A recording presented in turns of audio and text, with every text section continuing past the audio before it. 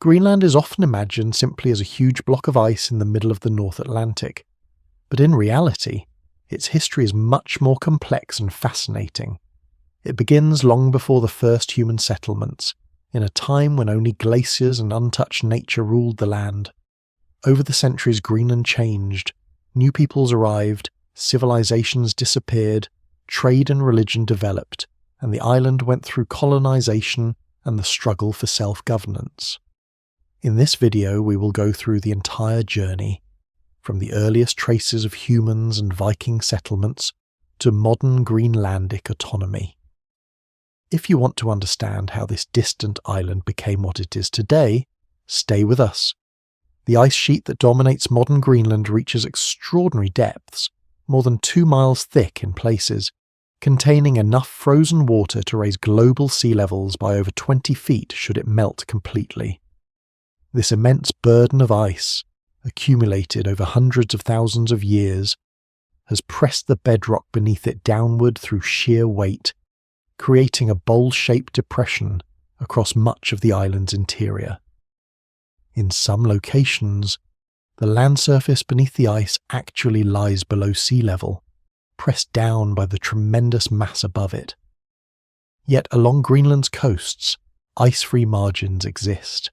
Narrow strips of exposed land where the bedrock rises to meet the sea, where hardy plants take root during brief summers, and where eventually humans would establish their precarious foothold in this demanding environment.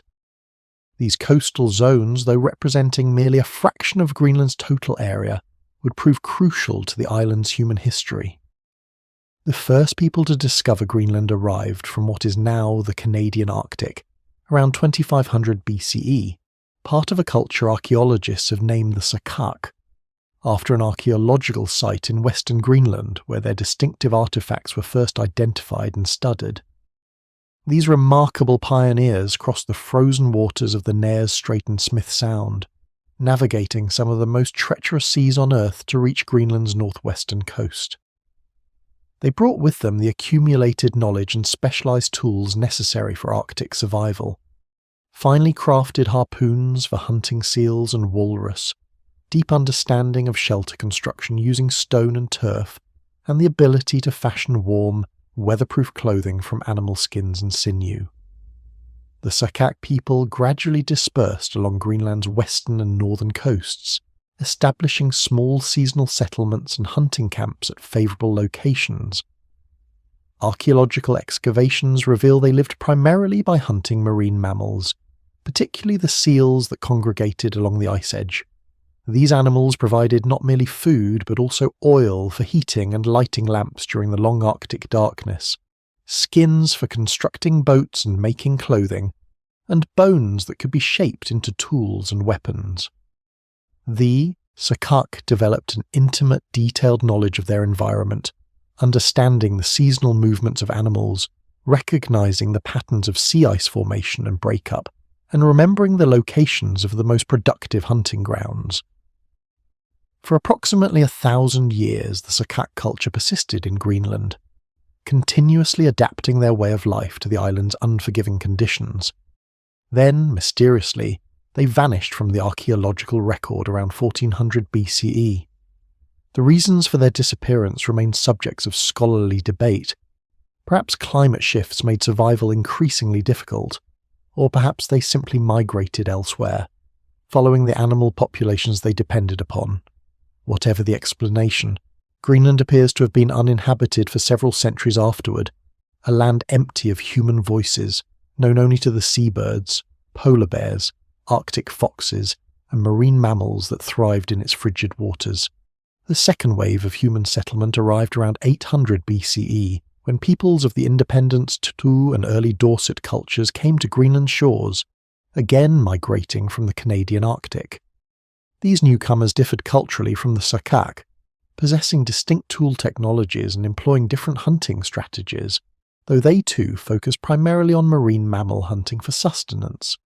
They established themselves mainly in Greenland's far north, in regions so extreme that winter darkness persists for months, and the summer sun circles endlessly overhead without ever touching the horizon. The early Dorset people were eventually succeeded by the late Dorset culture, which maintained a presence in Greenland until approximately 200 CE. These hunters and their families left behind remarkable artifacts that speak to their sophisticated adaptation to Arctic life. Miniature ivory carvings depicting humans and animals, carefully crafted hunting implements showing great skill, and evidence of ingenious hunting techniques perfectly suited to Arctic conditions. They constructed substantial dwellings partially underground, using turf, stone, and even whale bones for building materials, creating homes that could withstand the ferocious winds that sweep across the Arctic landscape.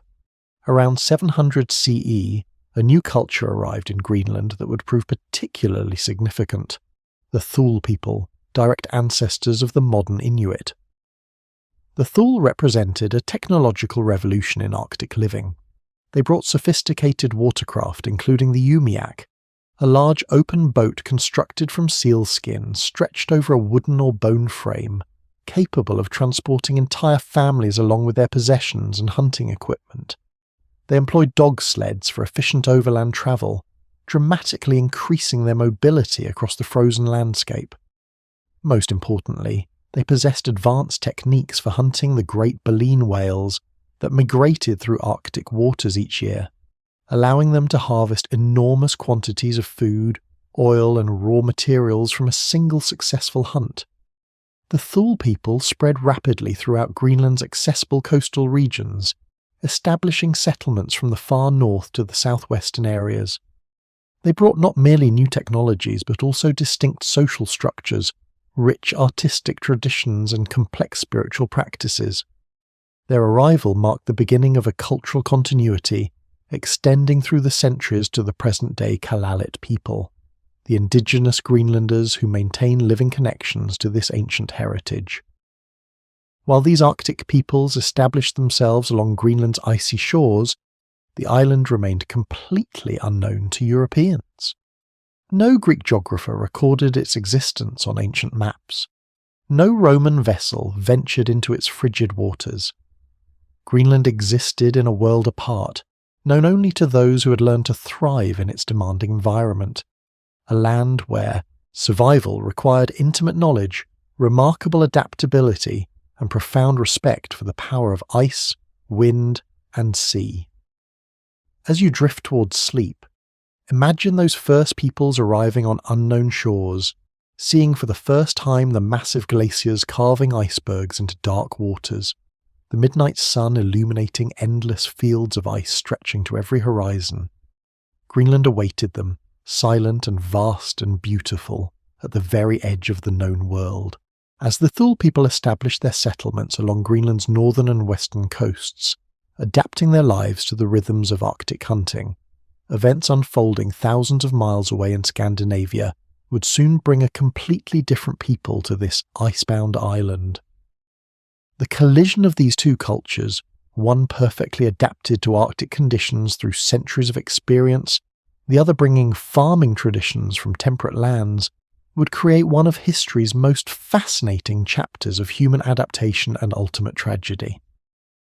The Norse discovery of Greenland emerged from violence and exile.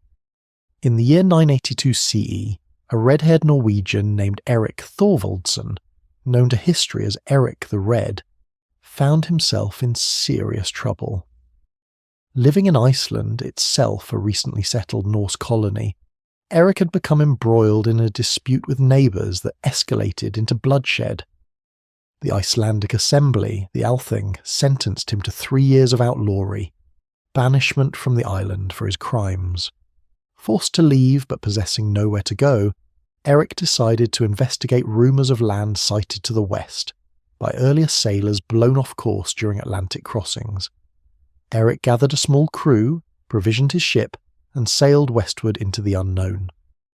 After several days crossing the Denmark Strait, navigating through drift ice and treacherous currents, he sighted the mountainous eastern coast of Greenland. The shore proved inhospitable, sheer cliffs dropping into the sea, massive glaciers carving icebergs, no obvious landing sites. Erik sailed southward along the coast, rounding Cape Farewell at Greenland's southern tip, where he finally discovered what he sought. Along the southwestern coast, protected fjords cut deep into the land, their inner reaches surprisingly ice-free during summer months. Grass grew on the hillsides, willows and birches, though stunted by Arctic conditions, offered wood for construction and fuel. Fresh water flowed from glacial streams. For 3 years, Eric explored this new land, surviving through hunting and fishing while investigating the various fjords and valleys. He discovered that while the interior remained locked in permanent ice, the coastal margins, particularly in the southwest, offered possibilities for the kind of farming and herding practiced in Iceland and Norway. When his sentence of outlawry expired, Eric returned to Iceland with tales of his discoveries. Understanding that colonists would be more attracted to a land with an appealing name, he called his discovery Greenland, emphasizing its habitable coastal regions rather than its ice-covered interior. Whether this was calculated marketing or genuine enthusiasm for the land's summer greenery, the name would endure through the centuries. Eric's sales pitch proved effective. In 985 CE, he led a fleet of 25 ships carrying approximately 500 potential colonists westward from Iceland. The voyage proved treacherous. Storms scattered the fleet. Some ships were lost, others turned back. Only 14 vessels completed the journey, landing roughly 400 Norse settlers on Greenland's southwestern coast. These pioneers established 2 main settlement areas, which they named the Eastern Settlement and Western Settlement, though both actually lay on Greenland's western coast, the names reflecting their positions relative to each other rather than to the island as a whole.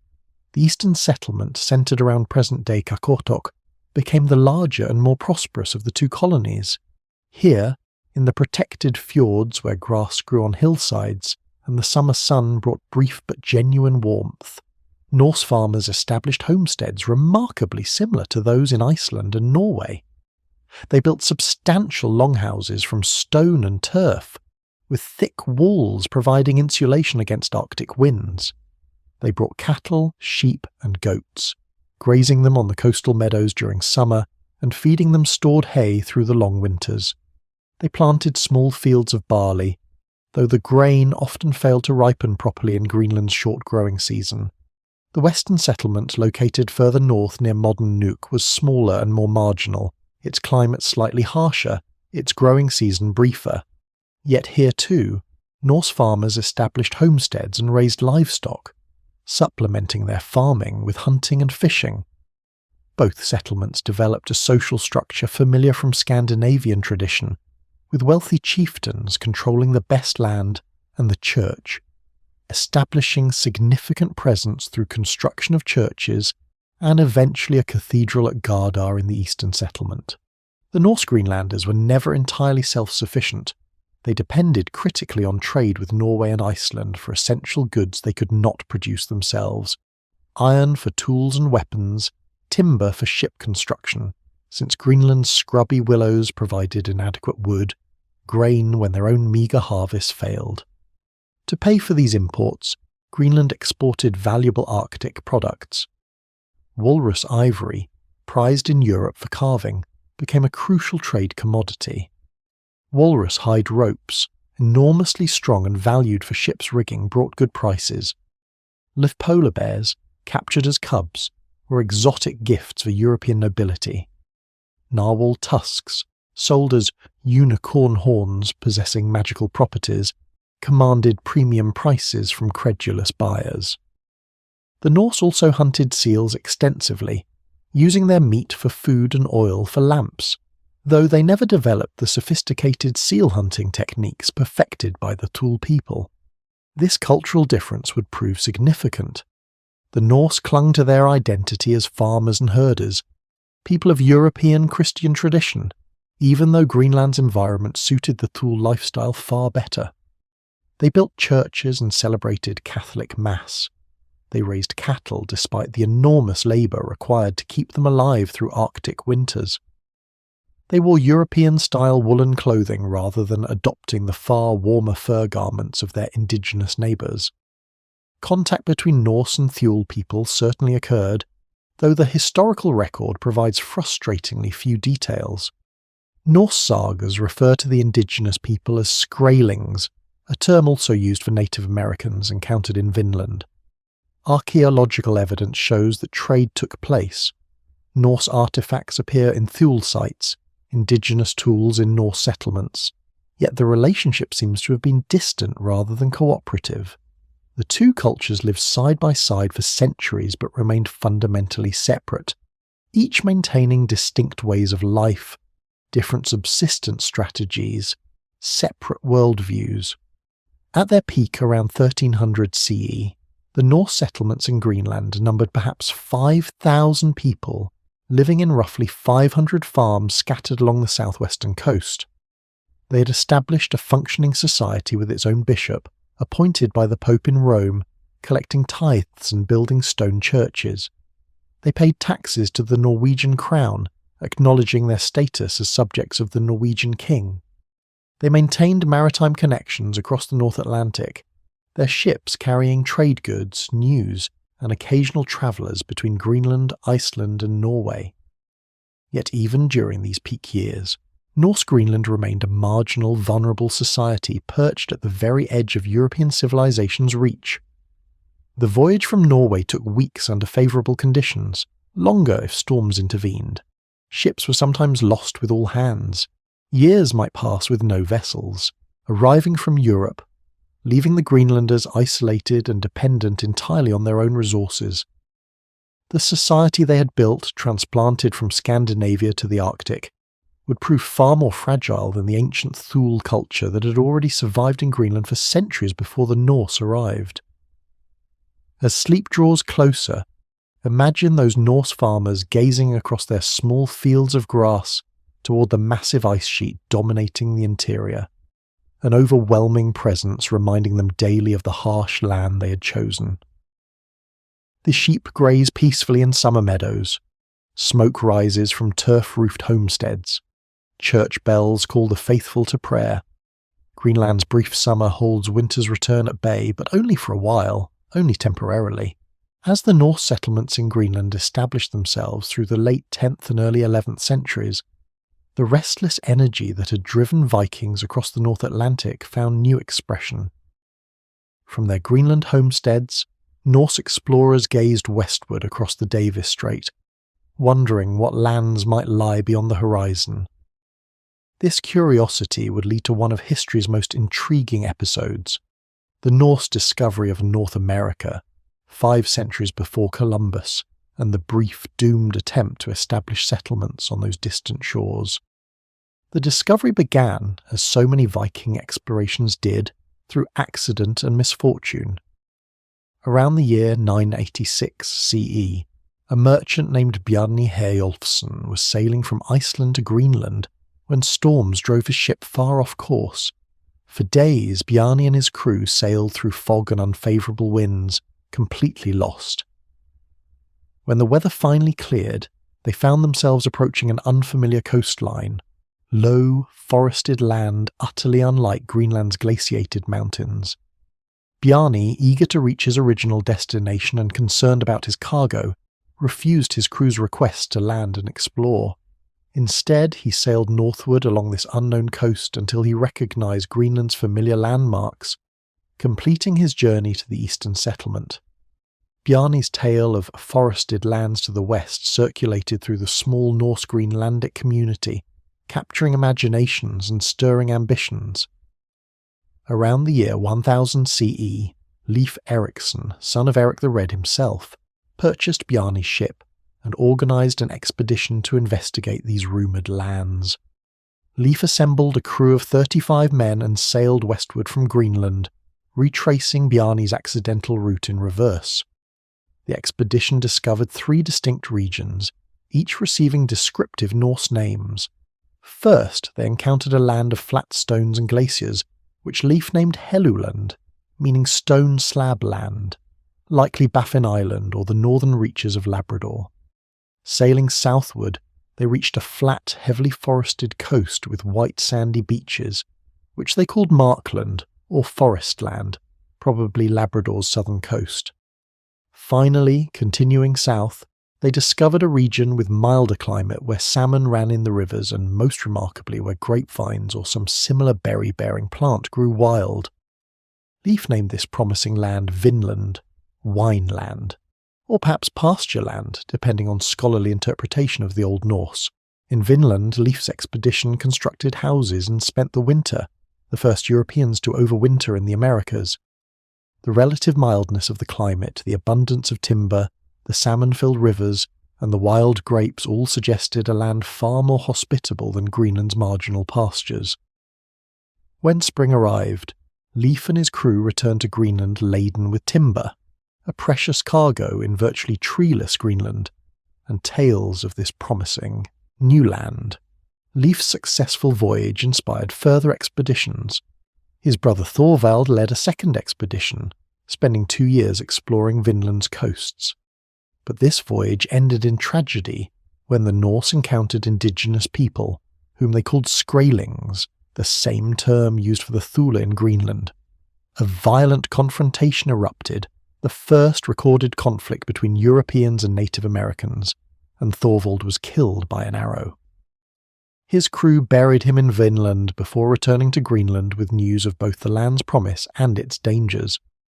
The most ambitious attempt at Norse colonization came around 1010 CE, when a wealthy Greenlander named Thorfinn Karlsefni organized a major expedition of 3 ships carrying perhaps 160 colonists, including women, livestock, and supplies for establishing a permanent settlement. The expedition successfully reached Vinland and established a base camp, where Thorfinn's wife Gudrid gave birth to a son named Snorri, the first European child born in the Americas, 5 centuries before any Spanish, English, or French colonists would arrive. For 2 or 3 years the Vinland colony persisted. The Norse built houses, grazed their cattle on abundant pastures, cut timber, and explored the surrounding regions. Initially, relations with the indigenous peoples seemed manageable. Trading occurred, with the Norse exchanging milk and red cloth for furs. But tensions mounted. The sagas record escalating conflicts, ambushes, and battles. The indigenous people, far more numerous than the tiny Norse colony, and intimately familiar with the terrain, proved formidable opponents. Unlike in Iceland and Greenland, where the Norse had found empty lands ready for settlement, Vinland was already inhabited by people unwilling to yield their territory to foreign invaders. Faced with constant hostility, isolated thousands of miles from support, and lacking sufficient numbers to defend themselves effectively, the Norse reluctantly abandoned their Vinland settlement. They returned to Greenland carrying timber and whatever trade goods they had accumulated, but their dreams of establishing a permanent presence in North America had failed. A few subsequent voyages to Vinland occurred, primarily to harvest timber, but no further attempts at colonization were made. The Norse discovery of America became a historical footnote, remembered in family sagas but having no lasting impact on the Americas themselves. The indigenous peoples of North America continued their own histories, unaware how close they had come to European colonization 500 years before it would actually occur. Back in Greenland, the Norse settlements continued through the 11th, 12th, and 13th centuries, reaching their peak population around 1300 CE. The Eastern Settlement's cathedral at Gardar stood as a symbol of the colonists' determination to maintain their European Christian identity. Bishops appointed by the Pope in distant Rome administered the Greenlandic Church, collecting tithes and maintaining connections with European Christendom. Trade ships arrived periodically from Norway, bringing essential goods and news from the wider world. The Greenlanders paid their taxes to the Norwegian crown, married, raised children, herded their livestock and buried their dead in churchyard cemeteries, their bodies wrapped in European-style clothing and laid to rest according to Christian rites. Yet subtle changes were occurring in the North Atlantic world that would eventually prove catastrophic for Norse Greenland. Climate patterns were shifting. The medieval warm period, which had made Norse settlement possible, was gradually giving way to colder conditions that would eventually be known as the Little Ice Age. Summer temperatures decreased slightly but significantly. Sea ice became more extensive and persistent, making navigation more difficult and dangerous.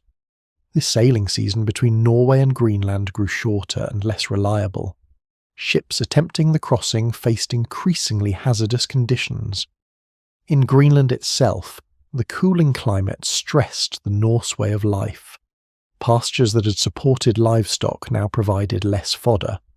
Hay harvest diminished. The brief growing season became even briefer, and barley crops failed more frequently. Winter fodder shortages meant difficult choices about which animals to slaughter in autumn and which to try to keep alive until spring. Each small climatic shift made Norse farming more marginal, more precarious, more dependent on everything working perfectly: weather, harvests, animal health, trade ship arrivals. Meanwhile, the Thule people, with their fundamentally different subsistence strategy based on marine mammal hunting rather than farming, adapted more successfully to the changing conditions. They continued their traditional practices, following the seals and whales, constructing their semi-subterranean houses that conserved heat far more effectively than Norse longhouses, wearing their fur clothing that provided warmth no woolen garment could match. The contrast between two survival strategies, one imported from temperate Europe, the other evolved over centuries for Arctic conditions, was becoming increasingly stark. The 14th century would bring even greater challenges to Norse Greenland, trials that would test the settlement's resilience to the breaking point and beyond. But for now, in the early 1300s, Norse farmers still tended their sheep in the brief Arctic summer, still prayed in stone churches, still maintained their identity as Europeans living at the edge of the known world, still believed their way of life would continue as it had for 3 centuries. As you drift deeper into sleep, imagine those medieval farmers standing in their doorways on summer evenings, watching the low sun paint the glaciers in shades of gold and rose, unaware that their world was slowly, inexorably changing, that the warmth that had made their settlement possible was draining away like summer itself fading into autumn, like consciousness fading into dreams. The 14th century brought catastrophe to the Norse settlements of Greenland, though the disaster unfolded slowly, almost imperceptibly at first, like winter darkness gradually lengthening until it swallows the light entirely.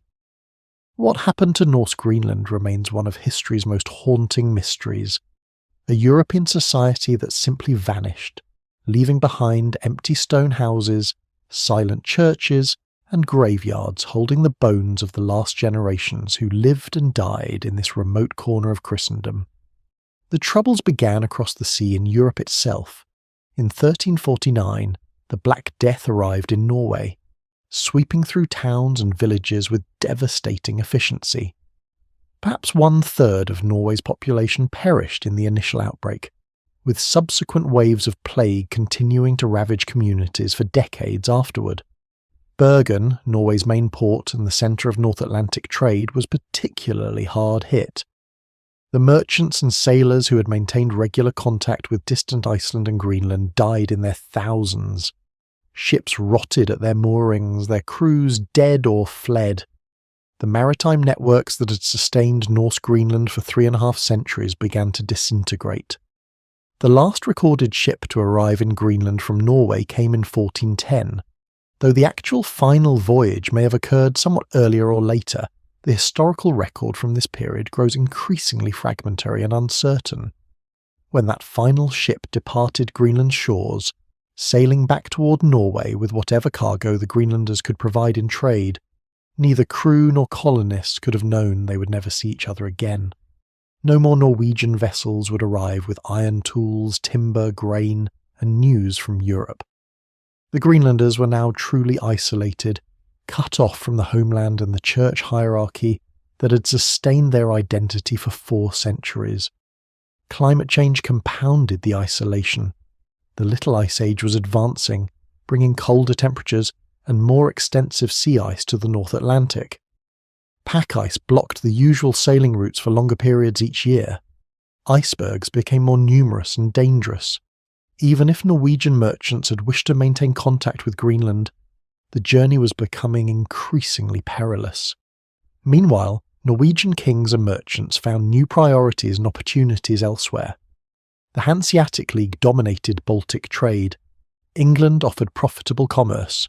Remote marginal Greenland, requiring weeks of dangerous sailing to reach and producing relatively modest returns, simply ceased to be worth the effort and risk. In Greenland itself, the cooling climate placed ever greater stress on Norse farming practices. Archaeological evidence reveals the gradual deterioration of conditions through the 14th and 15th centuries. Cattle, which had always been marginally viable in Greenland's climate and required enormous quantities of winter fodder, became increasingly difficult to maintain. Skeletal remains from later periods show cattle that were smaller and less healthy than their predecessors, indicating nutritional stress. Eventually, the Greenlanders appear to have given up cattle entirely, focusing their limited fodder supplies on sheep and goats, which required less feed and could survive on poorer pasture. But even sheep farming became more precarious. The summer growing season shortened. Hay harvests diminished. Archaeological excavations of Norse farms reveal that the Norse began cutting turf from their pastures to burn as fuel when other sources proved insufficient, a desperate measure that damaged the very grasslands their livestock depended upon. Soil erosion increased as vegetation cover diminished. Each stress compounded the others in a downward spiral of declining productivity and increasing desperation. The Western settlement, always more marginal than the Eastern settlement, failed first. Archaeological and historical evidence suggests it was abandoned around 1350, though the exact date and circumstances remain uncertain. When a priest visited the Western settlement in 1342, he found it still inhabited, though clearly struggling. When Norwegian officials finally investigated in 1355, responding to reports that the settlement had gone silent, they found only abandoned farms, empty churches, and scattered livestock gone feral. The people had vanished. Whether they died, migrated to the eastern settlement, left Greenland entirely, or were killed in conflicts with Thule people remains unknown. The farms stood empty, their turf roofs gradually collapsing, their carefully constructed stone walls slowly weathering under Arctic winds and snow. The eastern settlement persisted longer, but it too was failing. The last contemporary written record mentioning living Norse Greenlanders dates to 1408, describing a wedding in the church at Volsey. After this, silence descends over Norse Greenland. No more documents mention the colony. No ships arrived from Norway bearing news.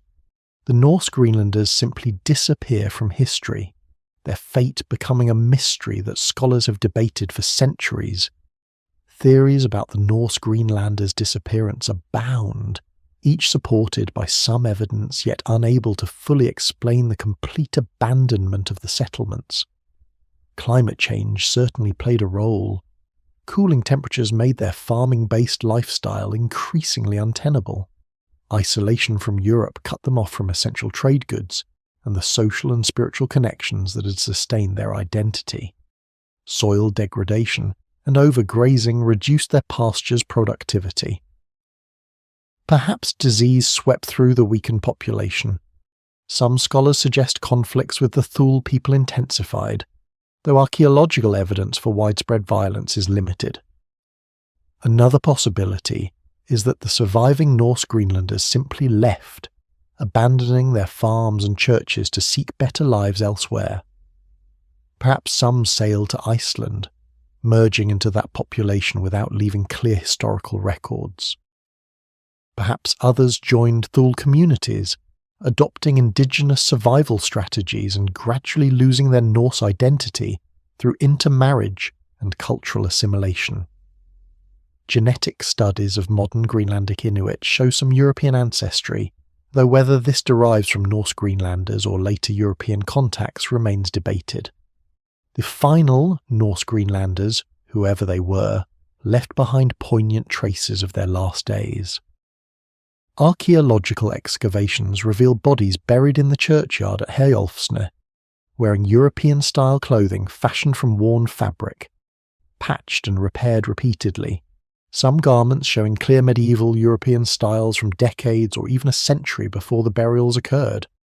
These people, clinging to their European Christian identity, even as their society collapsed around them, dressed their dead in the finest clothing they possessed, maintaining traditions even in extremity. The bodies show signs of malnutrition and stress. Many skeletons reveal evidence of hard physical labour and difficult lives. They were buried with care, according to Christian rites, by communities that still had strength and will to honour their dead properly. When European ships finally returned to Greenland in the early 1500s, drawn by renewed interest in North Atlantic exploration, they found the Norse settlements completely abandoned. Stone buildings stood empty, their roofs collapsed, their interiors filled with blown snow and debris. Churches held no congregations. Graveyards contained only the silent dead. The Norse presence in Greenland, which had lasted more than 500 years, had ended. The colonists who had attempted to transplant European farming culture to the Arctic had failed. Greenland belonged once again solely to the indigenous peoples, who had always understood how to survive in its unforgiving environment. The mystery of the Norse disappearance would haunt later explorers and historians. How could an entire society simply vanish? Where did the people go? What were the last days like for those who remained, watching their community dwindle, their churches fall silent, their way of life fade into memory? These questions persist, unanswered, across the centuries. For nearly 2 centuries after the Norse settlements vanished, Greenland existed once again in European imagination more as legend than reality. The island appeared on medieval maps in approximate locations, sometimes wildly distorted, sometimes accompanied by fanciful illustrations of monsters and mysterious peoples. Sailors told stories of a land to the west where Norse colonists had once lived, but none could say with certainty what had become of them, or whether anyone still survived in those distant settlements. Greenland had returned to the shadows, known primarily to the Thule people, ancestors of modern Inuit, who continued their ancient patterns of life along its coasts, hunting seals and whales, building their communities, telling their own stories, utterly unconcerned with European knowledge or European absence. The age of European exploration that transformed the world during the 15th and 16th centuries gradually brought renewed attention to the North Atlantic. As Portuguese sailors pushed down the African coast and Columbus sailed westward across the Atlantic in Spanish service, other navigators turned their attention to the northern seas, seeking passages to Asia, searching for new fishing grounds, and investigating half-remembered tales of lands discovered by earlier generations. In 1473, several decades before Columbus's famous voyage, a pair of Portuguese navigators, João Vaz Corte Real and Álvaro Martins Homem, may have reached Greenland, though the historical evidence remains frustratingly unclear and the exact location of their landfall disputed. If they did reach Greenland's shores, they left no lasting presence, and their voyage had minimal impact on European knowledge of the island. More consequential was the voyage of John Cabot, sailing under English sponsorship in 1497. Cabot, seeking a northern route to Asia, explored portions of the North American coast, and may have sighted Greenland, though, again, the exact details of his route remain subjects of scholarly debate. These early post-Norse contacts with Greenland were tentative, fleeting, leaving behind little more than brief mentions in ships' logs and royal records. The real European rediscovery of Greenland began in earnest during the 1500s, driven primarily by English explorers seeking the fabled Northwest Passage to Asia. Martin Frobisher, one of England's most ambitious navigators, made 3 voyages to the Arctic regions between 1576 and 1578, searching for a route through or around North America. During these expeditions, Frobisher and his crews encountered Greenland's forbidding eastern coast, though they spent more time exploring what they believed might be the entrance to the Northwest Passage, actually Frobisher Bay in present-day Arctic Canada. John Davis, another English explorer, made 3 voyages between 1585 and 1587, specifically focused on finding the Northwest Passage. Davis sailed along Greenland's western coast, carefully charting the shoreline and making detailed observations of ice conditions, currents, and the indigenous people he encountered. His meticulous records provided Europeans with their first accurate descriptions of Greenland since the Norse period. Davis described meetings with Inuit people, noting their kayaks, their clothing made from seal and caribou skins, their hunting practices, and their initial wariness of European visitors. These encounters were generally peaceful, involving some trade and mutual curiosity, though communication proved difficult without shared language. What Davis and other explorers did not find were any surviving Norse settlements or Norse descendants. The stone buildings stood empty, slowly crumbling under centuries of Arctic weather. The churches were roofless shells. The graveyards held only bones. Whatever had become of the Norse Greenlanders, they were thoroughly gone, leaving only ruins to puzzle the European explorers who rediscovered their abandoned farms and churches. The 17th century brought whalers to Greenland's waters.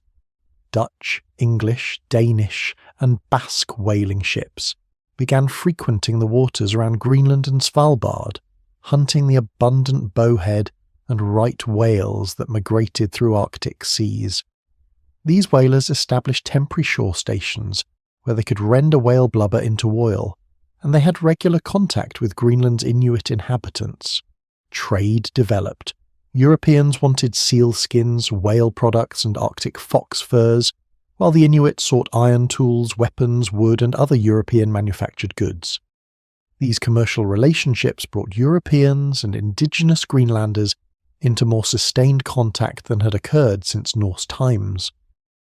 Denmark, which had inherited Norway's medieval claims to Greenland when the kingdoms united, began asserting more active sovereignty over the island during the 1600s. Danish authorities commissioned expeditions to search for any surviving Norse colonists and to explore possibilities for re-establishing Danish presence. In 1605, King Christian IV of Denmark sent an expedition under James Hall, an English navigator in Danish service, to explore Greenland's coasts and investigate the fate of the Norse settlements.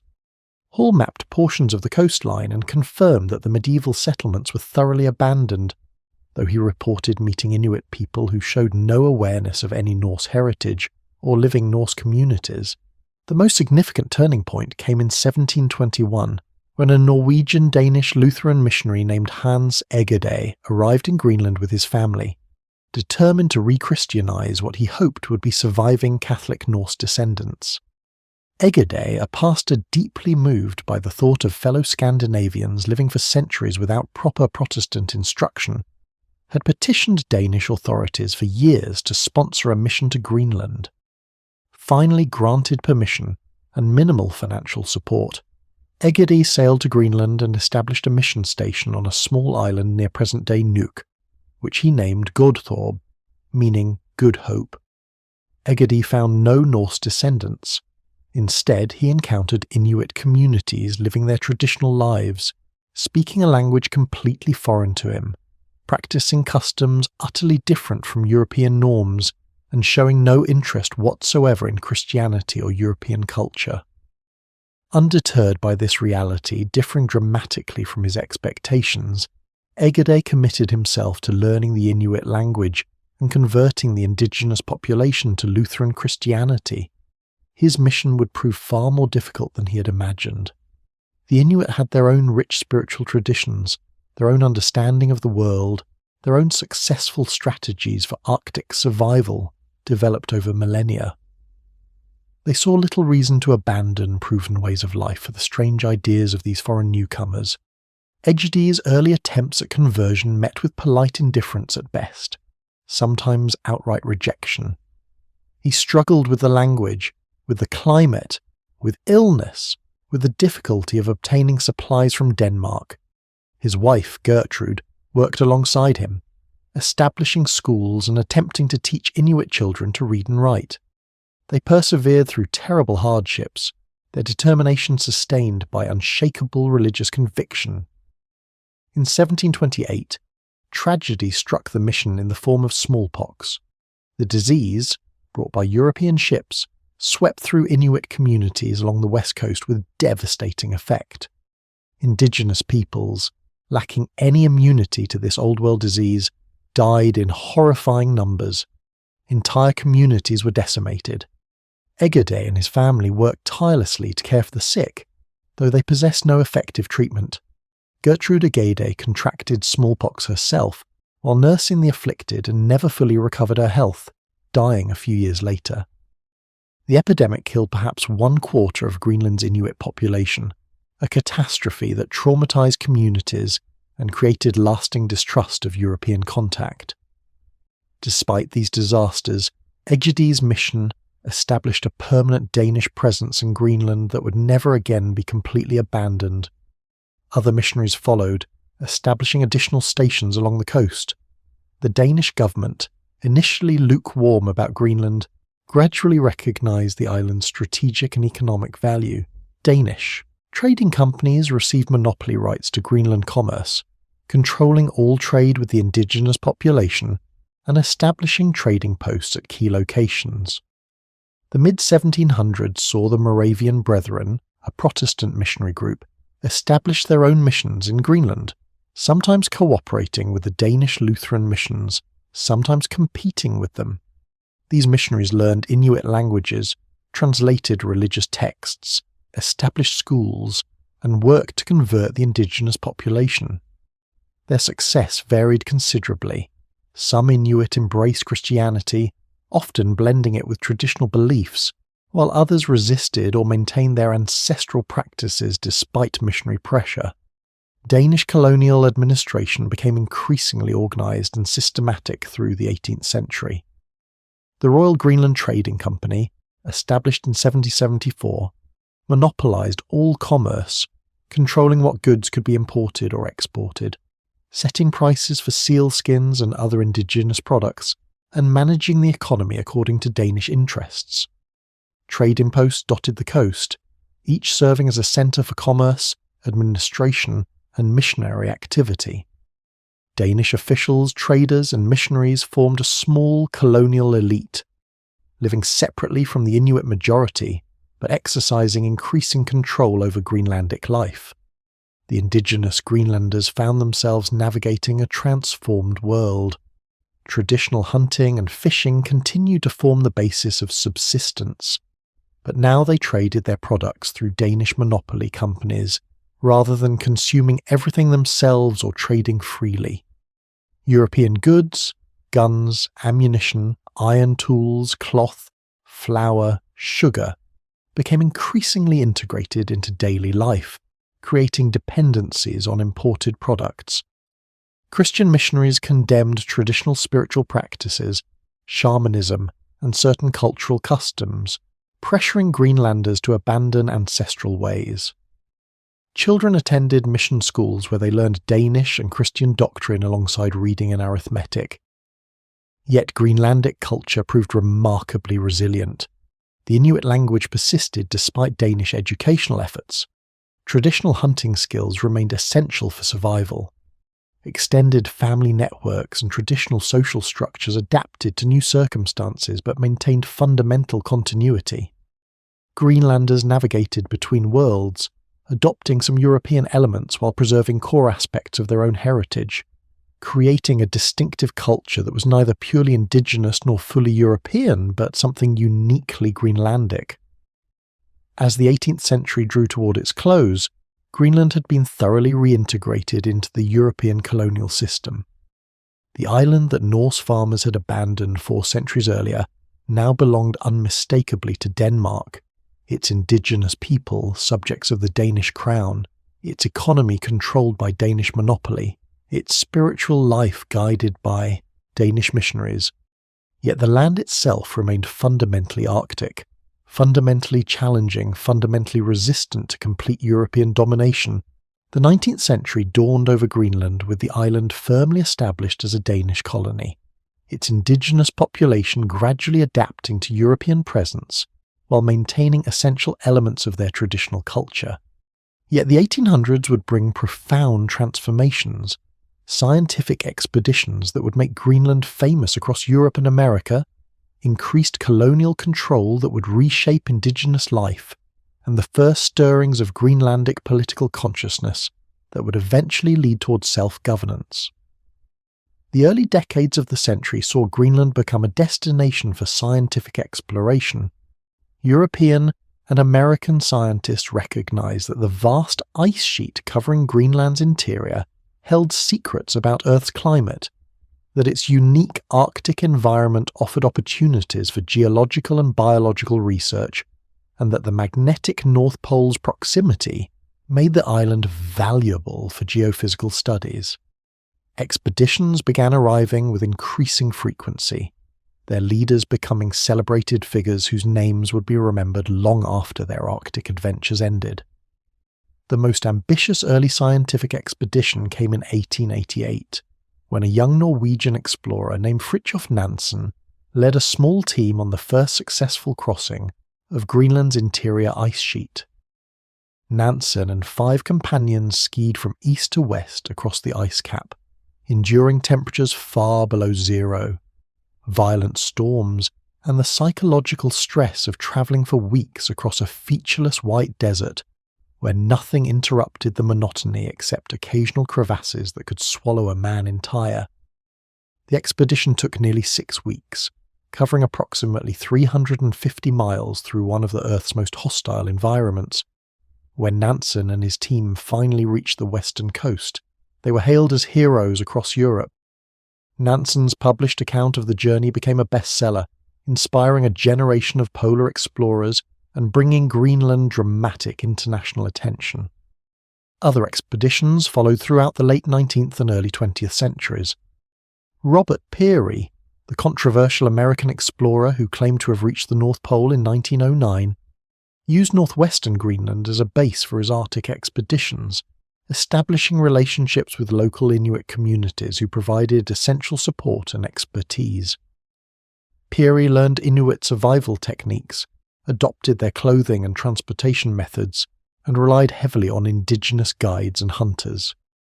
His success, whatever questions might surround his exact achievements, demonstrated the absolute necessity of indigenous knowledge for Arctic survival, a lesson some earlier European explorers had learned fatally late. Scientific expeditions studied Greenland's glaciology, its unique flora and fauna adapted to Arctic conditions, its geology revealing some of Earth's oldest rocks, and its indigenous population, whom anthropologists viewed with fascination tinged with the racist assumptions typical of the era. These researchers collected Inuit artifacts, recorded languages and oral traditions, and produced studies that, despite their often problematic perspectives, preserved information about traditional Greenlandic culture during a period of rapid change. Meanwhile, Danish colonial administration grew more systematic and invasive. The Royal Greenland Trading Company maintained its absolute monopoly on commerce, controlling prices, determining what goods could be imported, and managing the economy according to Danish interests rather than Greenlandic needs. Danish officials expanded their presence along the coasts, establishing additional settlements and administrative centres. Christian missionaries continued their work, achieving gradual success in converting most of Greenland's population to Christianity, though often a Christianity that incorporated elements of traditional beliefs in syncretic forms that troubled Orthodox missionaries. Education became increasingly important to Danish colonial policy. More schools opened, teaching in Danish and emphasising Danish culture, history and values. The explicit goal was assimilation, transforming Greenlanders into Danish-speaking Christians who would identify with Denmark rather than maintaining distinct indigenous identity. Some Greenlandic families embraced this education, seeing it as providing opportunities for their children. Others resented the erosion of traditional culture and the implicit message that Greenlandic ways were inferior to European civilization. The early 20th century brought new pressures. The First World War disrupted Atlantic shipping, making supply of Greenland more difficult and irregular. Though Greenland itself remained far from the fighting, the war demonstrated the vulnerability of the island's dependence on Danish supply ships. When the Second World War erupted in 1939, Greenland's situation became even more precarious. Germany occupied Denmark in April 1940, severing communications between Copenhagen and Greenland.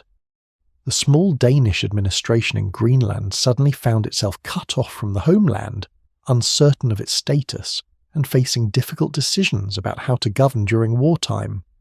The solution came from an unexpected direction. The United States, not yet at war but increasingly concerned about German expansion, recognized Greenland's strategic importance. The island's location made it valuable for weather stations, which were crucial for predicting conditions affecting Atlantic convoys and military operations. More significantly, Greenland possessed cryolite, a rare mineral essential for aluminum production, which in turn was vital for aircraft manufacturing. In April 1941, 8 months before Pearl Harbor brought America into the war, the United States and the Danish ambassador in Washington, acting without authorization from occupied Denmark, signed an agreement allowing American military presence in Greenland. American forces arrived in considerable numbers, establishing bases, airfields, weather stations, and radar installations. The largest base, Thule Air Base in northwestern Greenland, would become a major Cold War installation and remains an American military presence to this day. For many Greenlanders, this was their first extensive contact with Americans, with English language, with American culture. The American presence brought jobs, money, new goods, and new ideas. It also brought social disruption, environmental damage, and military construction that sometimes displaced indigenous communities with minimal consultation or compensation. The war years and immediate post-war period saw growing dissatisfaction among Greenlanders with their colonial status. Education had created a generation of Greenlanders literate in Danish, aware of political developments in the wider world, and increasingly frustrated with their lack of political rights and economic opportunities. The contradiction became glaring. Greenland was supposedly part of Denmark, Greenlanders were supposedly Danish citizens, yet they possessed none of the rights enjoyed by Danes in Denmark itself. They could not vote in Danish elections, had no representation in the Danish parliament, lived under a different legal code, and were governed by appointed officials rather than elected representatives. In 1953, Denmark responded to mounting pressure by formally ending Greenland's colonial status. The island became an integral part of the Kingdom of Denmark, and Greenlanders received full Danish citizenship, including voting rights and representation in the Danish parliament. This constitutional change marked official decolonization, though critics noted that Greenland remained economically dependent on Danish subsidies and politically dominated by Danish officials and Danish language institutions. The 1950s and 1960s brought dramatic modernization. The Danish government, influenced by post-war optimism about social engineering and development, launched an ambitious program to transform Greenlandic society. Traditional scattered settlements were viewed as obstacles to modernization and efficient service delivery. The government encouraged, and sometimes forced, concentration of population into fewer, larger towns where modern housing, schools, hospitals, and infrastructure could be provided more efficiently. Thousands of Greenlanders relocated from small settlements to growing towns like Nuuk, Sisimiut, and Ilulissat. This modernization brought genuine improvements: better medical care, increased educational opportunities, modern housing with electricity and running water, improved communications. Infant mortality decreased dramatically. Life expectancy increased. Educational attainment rose. Yet the social costs proved substantial. Traditional hunting-based economies disrupted as people moved away from ancestral hunting grounds. Extended family networks fractured. Social problems, including alcoholism, domestic violence, and youth suicide increased alarmingly. Many Greenlanders found themselves caught between worlds, no longer fully traditional, not entirely comfortable with Danish modernity, struggling to forge new identities in rapidly changing circumstances. Political consciousness continued growing through the 1960s and 1970s. A new generation of Greenlandic leaders, educated in Danish universities, returned home committed to achieving greater autonomy. They argued that while formal colonial status had ended, real colonialism persisted in Danish economic control, Danish language dominance in government and education, and Danish cultural assumptions underlying policy. They demanded genuine self-government, recognition of Greenlandic language and culture, and greater control over their own affairs. These demands culminated in 1979 with the establishment of Home Rule. After negotiations between Greenlandic leaders and the Danish, government Greenland gained substantial autonomy. A Greenlandic parliament, the Inatsisartut, was established with legislative authority over domestic matters including education, healthcare, housing, and economic development. The Greenlandic language achieved official status alongside Danish. Greenland gained control over its natural resources, though foreign policy and defence remained Danish responsibilities. A Greenlandic flag was designed and adopted, a powerful symbol of distinct identity. The Home Rule government faced enormous challenges. Greenland's economy remained heavily dependent on fishing, particularly shrimp and halibut, with fish products accounting for the vast majority of export earnings. Economic diversification proved difficult in an environment with limited resources, extreme climate, tiny population, and isolation from major markets. Denmark provided substantial annual subsidies covering roughly half of Greenland's government budget, creating both financial stability and uncomfortable dependency. Some Greenlanders resented this continued reliance on Danish money, viewing it as perpetuating colonial relationships. Others pragmatically recognized that Greenland's small economy could not yet sustain full independence. Climate change emerged as both threat and opportunity as the century's end approached. Rising temperatures caused accelerated melting of Greenland's ice sheet, contributing to global sea level rise and threatening coastal communities worldwide. Yet warming also opened new possibilities: longer ice-free seasons for shipping, potential for expanded fishing, possible agricultural development in areas previously too cold for cultivation, and most tantalizingly, access to mineral resources locked beneath the ice. International mining companies began exploring for rare earth elements, uranium, zinc, and other minerals. Debates intensified about whether resource exploitation should be pursued despite environmental risks, with potential revenues offering hope for economic independence but threatening pristine Arctic environments. The new millennium brought continued evolution toward greater autonomy. In 2009, Greenland achieved self-government, replacing Home Rule with expanded powers including control over police, courts, and Coast Guard, plus the right to declare independence if approved by referendum. The Greenlandic language became the sole official language, though Danish remained widely used in practice. These changes reflected growing confidence in Greenlandic political identity and capability, even as practical challenges of governing a vast, sparsely populated Arctic island with limited economic base remained formidable.